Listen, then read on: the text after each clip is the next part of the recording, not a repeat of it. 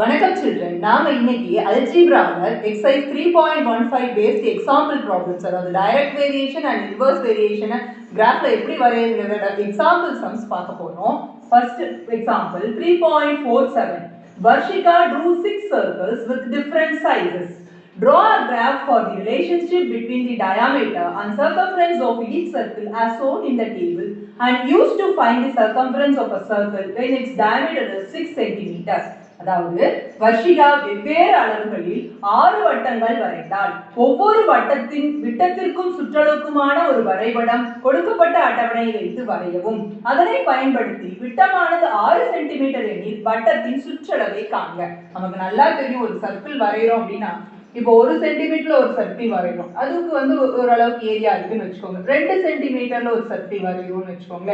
அப்போ இதுல சென்டிமீட்டர் அதாவது விட்டம் அதிகரிக்க அதனுடைய சுற்றளவு அதிகரிக்கும் தெரியும். அப்போ இதுல இருந்து இதை விட இது பெருசா இருக்கு அப்படிங்கிறது சுற்றளவு அதிகரிக்கும் அப்படிங்கிறது நமக்கு நல்லா தெரியும். அதனால அது டைரக்ட் வேரியேஷன். இருந்தாலும் நம்ம அட்டவணை அவங்களே கொடுத்துட்டாங்க, அட்டவணையை பார்த்து நம்ம செக் பண்ணிக்குவோம். எப்படி செக் பண்ணுவோம் பாருங்க. x இன் மதிப்பு அதிகரிக்குதான்னு பாருங்க. Yes, x value increases. அதே மாதிரி y யோட வேல்யூ இன்க்ரீஸ் ஆகிட்டே இருக்கு. அப்ப இதை நம்ம என்ன சொல்வோம் அப்படின்னா டைரக்ட் வேரியேஷன் சொல்லுவோம். அதாவது x இன் மதிப்பு அதிகரிக்கும் பொழுது y இன் மதிப்பும் அதிகரிக்கிறது. எனவே இது நேர்மாறலாகும். உடனே நம்ம வேரியேஷன் என்னன்னு எழுதிட்டோம். டைரக்ட் வேரியேஷன் நேர்மாறல் அப்படின்னு சொல்லிட்டு ஈக்குவேஷன் எழுதணும். நம்ம டைரக்ட் வேரியேஷன் அப்படின்னாவே ஈக்குவேஷன் நமக்கு தெரியும் இல்லைங்களா? எப்படி, அப்பா வேலைக்கு போயிடுவாரு, குழந்தைய அம்மா பாத்துக்கிறாங்க. சோ இதுல நம்ம k ஓட வேல்யூ கண்டுபிடிக்கணும் அப்படின்னா k = y / x இல்லீங்களா? கண்டுபிடிக்கலாங்களா? k = y என்னன்னு பாருங்க. 3.1 divided by 1. எந்த நம்பரையா 1 ஆல டிவைட் பண்ணாலும் அதே நம்பர் தான் ஆன்சர். இருந்தாலும் இன்னொன்னு செக் பண்ணிடுவோம். 6.2 by 2. 2 ஆல இத டிவைட் பண்றோம் 3.1. அதே மாதிரி if it is 12.4 by 4. 4 ஆல டிவைட் பண்றோம் 3.1. சேம் ஆன்சர் தாங்க கிடைக்குது. சோ k ஓட வேல்யூ 3.1 அப்படினு கண்டுபிடிச்சிட்டோம். இங்க கொண்டு வந்து சப்ஸ்டிட்யூட் பண்றோம். y = kx. நம்ம k ஓட வேல்யூ என்னன்னு கண்டுபிடிச்சோங்க 3.1. அத கொண்டு வந்து இந்த இடத்துல சப்ஸ்டிட்யூட் பண்றோம். y = 3.1x அப்படினு சப்ஸ்டிட்யூட் பண்ணிட்டோங்க. அப்புறம் பாயிண்ட்ஸ் எழுதுறோம். 1, 3.1, 2, 6.2, 3, 9.3. இங்க இருக்கிற டேபிள் ஆர்டர்ட் பேர்ஸ்ல எழுதிட்டோங்க. இப்போ சொல்யூஷன் எழுதணும் அப்படின்னா நமக்கு சொல்யூஷனுக்கு கிராஃப் வேணும் இல்லைங்களா? இப்போ கிராஃப் வரைஞ்சிட்டு சொல்யூஷன் எழுதிக்கலாங்க. நம்ம x ஆக்சிஸையும் y ஆக்சிஸையும் வரைஞ்சிட்டோம். நமக்கு டேபிள்ல பார்க்குறோம் x வேல்யூஸ் 1 2 3 னு கண்டினியூஸா இருக்கு. அதனால x ஆக்சிஸ்ல 1 2 3 4 னு கண்டினியூஸா எடுத்துட்டோம். y வேல்யூஸ் பார்க்குறோம், எல்லாமே டெசிமல் வேல்யூஸா இருக்கு. அதுவும் 3.1 6.2ல ரொம்ப கம்மியான வேல்யூ தான். அதனால 1 2 3 னே y லயே எடுத்துட்டோம். சோ ஸ்கேல் எழுதுறோம். in x axis 1 cm is 1 unit. அதே போல y அச்சுல 1 cm எவ்வளவு எடுத்துருக்கோம்ப்பா? 1 அலகு அப்படின்னு எடுத்துருக்கோம். சோ இப்போ பாயிண்ட்ஸ் பிளாட் பண்ண போறோம். 1, 3.1 பாருங்க. 3.1 அப்படிங்கிறது 3 க்கு மேல இருக்கக்கூடிய ஃபர்ஸ்ட் லைன். அதனால 1, 3.1. ரெண்டாவது பாயிண்ட் 2, 6.2. 2, இங்க பாருங்க 6.2. அதையும் பிளாட் பண்றோம். 2, 6.2. then 3, 9.3. so 3, 9.3. 3, 9.3. then 4, 12.4. இந்த பாயிண்ட்டுங்களா? ஸோ 4, 12.4. 5, 15.5. பாருங்க, இது 5, இங்க 15.5. 5, 15.5 ஃபைனல் பாயிண்ட்டையும் பிளாட் பண்ணிட்டோம். இது ஒரு ஸ்கேல் வச்சு ஜாயின் பண்ண போறோம் நம்ம.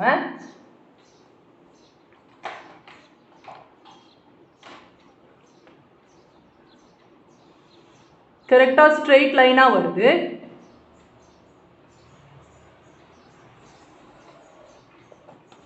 இதுல ஒரு ஆரோ போட்டு இதனோட equation எழுதிடுறோம். y = 3.1x. so y = 3.1x அப்படின்னு சொல்லிட்டு நமக்கு 6க்கு தான் வேல்யூ கேட்டிருக்காங்க. அதனால இன்னும் கொஞ்சம் நாம இதை எக்ஸ்டெண்ட் பண்ணிக்கலாம்.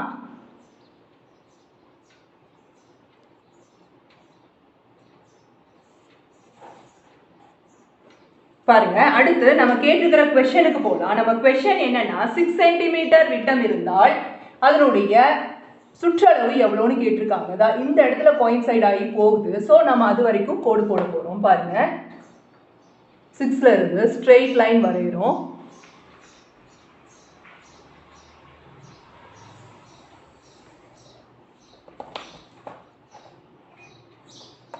இங்கே டேர்ன் பண்ணுறோம். நமக்கு கரெக்டாக 18.6 அப்படிங்கிற இடத்துல கோயின்சைட் ஆகுது பாருங்கள். So the answer for this is 18.6 centimeter. இதனோட diameter 6 centimeter இருக்கும்போது அதனோட circumference 18.6. So 18.6 centimeter அப்படின்னும், அதாவது விட்டம் 6 centimeter எனில் அதன் சுற்றளவு 18.6 centimeter அப்படின்னு ஆன்சர் எடுத்துக்கோங்க.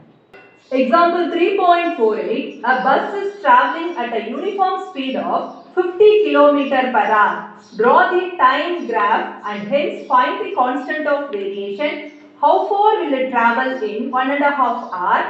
The time required to cover a distance of 300 km from the graph.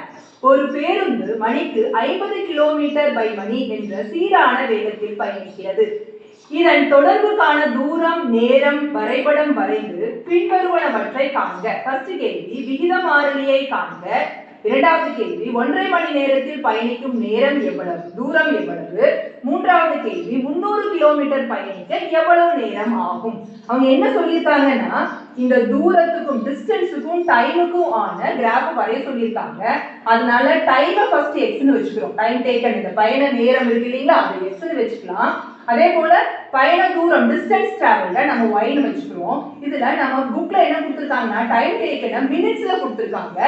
அதே போல y வந்து கிலோமீட்டர்ல கொடுத்துருக்காங்க. நாம டைம் டேக்கனை ஹார்ஸ்லயே எடுத்துக்கலாங்க. மணிக்கணக்கில் எடுக்கும்போது நமக்கு ஈஸியா இதை சால்வ் பண்ண முடியுங்கிறதுனால நான் மணிக்கணக்கில் எடுத்திருக்கேன். y டிஸ்டன்ஸ் டிராவல் இன் கிலோமீட்டராகவே எடுத்துட்டேன். இப்போ நான் ஸ்ட்ரெயிட்டாவே எடுத்துக்கிறேன் பாருங்க, 50 கிலோமீட்டர் பர் ஹவர். அப்போ ஒரு மணி நேரத்துக்கு அது பயணிக்கக்கூடிய தூரம் 50 அப்படிங்கிறதுனால ஸ்ட்ரெயிட்டா நம்ம கேவோட மதிப்பு 50னே எடுத்துக்கலாம். நான் அதுக்கு ஆன்சர்ஸ் போடுறேன் பாருங்க. ஒரு மணி நேரத்துல 50 கிலோமீட்டர் போகுது, அப்படிதானே அது அர்த்தம். ஒரு மணிக்கு 50 கிலோமீட்டர் போகுதுன்னா ஒரு மணி நேரத்துல 50 கிலோமீட்டர். அப்ப 2 மணி நேரத்துல 100 கிலோமீட்டர் போகுங்களா. 3 மணி நேரத்துல 150 கிலோமீட்டர், 4 மணி நேரத்துல 200 கிலோமீட்டர், 5 மணி நேரத்துல 250 கிலோமீட்டர், 6 மணி நேரத்துல 300 கிலோமீட்டரும், 7 மணி நேரத்துல 350 கிலோமீட்டரும் நம்ம அப்படியே கண்டினியூஸா கூட எழுதிட்டு போகலாம். நமக்கு ஒரு 5 or 6 பாயிண்ட்ஸ் கரெக்டா இருக்குங்கிறதுனால ஒரு 7 பாயிண்ட்ஸ் நம்ம எழுதிட்டோம். இப்போ அடுத்தது நம்ம இதனுடைய வேரியேஷன் எப்படி இருக்குன்னு பார்க்க போறோம். பாருங்க, x இன் மதிப்பு அதிகரித்து கொண்டே இருக்கிறது, அப்போ y இன் மதிப்பு அதிகரிக்கிறது. So as x increases, y also increases. It is direct variation.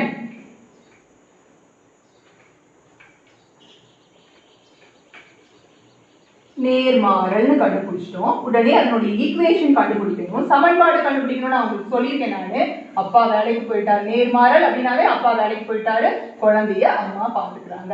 இப்போ இந்த கேவோட மதிப்பு நம்ம முதலே கண்டுபிடிச்சு வச்சிருக்கோம். ஸோ கே சமம் 50.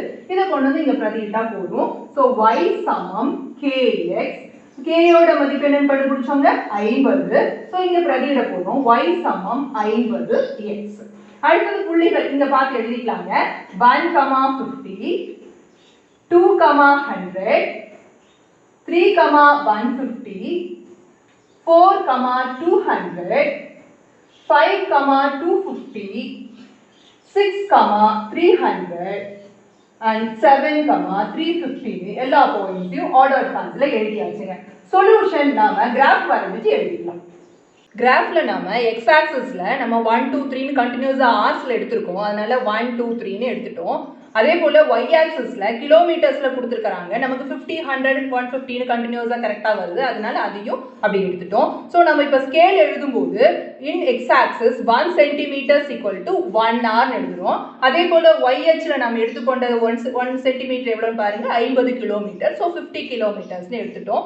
இப்போ பாயிண்ட்ஸ் ப்ளாட் பண்ண போகிறோம். 1, 50 இல்லைங்களா. So this is 1, 50. ரெண்டாவது பாயிண்ட் 2, 100. மூணாவது பாயிண்ட் 3, 150. நாலாவது பாயிண்ட் 4, 200. 5, 250. 6, 300 and 7, 350. இந்த பாயிண்ட்ஸ் எல்லாம் நம்ம கிராஃப்ல பிளாட் பண்ணிட்டோம். இப்போ இதை ஜாயின் பண்ணி லைன் வரைய போறோம்.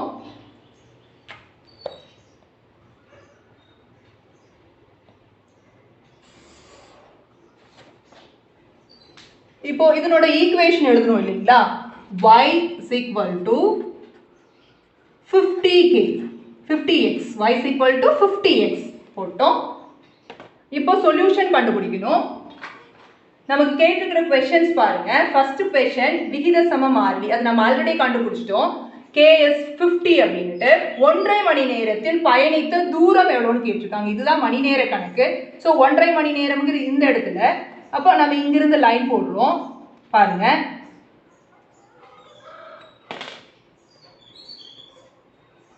கரெக்டா நமக்கு இந்த பாயிண்ட்ல டச் ஆகுது. அப்படியே நம்ம y ஆக்சிஸ்க்கு லைன் வரைய போறோம் இந்த இடம். சோ இந்த பாயிண்ட்ல நமக்கு என்ன கிடைக்குதுங்க? 75 கிலோமீட்டர்ஸ்ல, அது 1.5 மணி நேரத்துல 75 கிலோமீட்டர் பயணிக்கிறார். அடுத்தது 300 கிலோமீட்டர். வாங்க இங்க இருக்குங்களா 300 கிலோமீட்டர் YHல பார்க்கணுமா? பார்த்துட்டு அங்கிருந்து நாம இந்த லைனுக்கு ஒரு கோடு வரைய போறோம். அப்படியே x ஆக்சிஸ்க்கு அதை டர்ன் பண்ணுங்க. முட்டை இடத்துல இருந்து கீழே. கரெக்டா நமக்கு என்னங்க கிடைக்குது? 6 hours கிடைக்குதுங்களா? பாருங்க 6 hours கிடைக்குதா? So for the second question நமக்கு 6 hours ன்னு ஆன்சர் கிடைக்குதுங்க. So first question ஓட ஆன்சர் கான்ஸ்டன்ட் ஆஃப் வேரியேஷன் ஓட வேல்யூ நாம 50 ன்னு முதல்ல கண்டுபிடிச்சிட்டோம். So that is 50 விகித மாறிலி. அடுத்து டிஸ்டன்ஸ் டிராவல் இன் 1.5 hours 1.5 மணி நேரத்தில் பயணித்த தூரம் எவ்வளவுன்னு கண்டுபிடிச்சோம். அது 75 கிலோமீட்டர். So 75 கிலோமீட்டர் அப்படி எழுதிக்கிறோம்.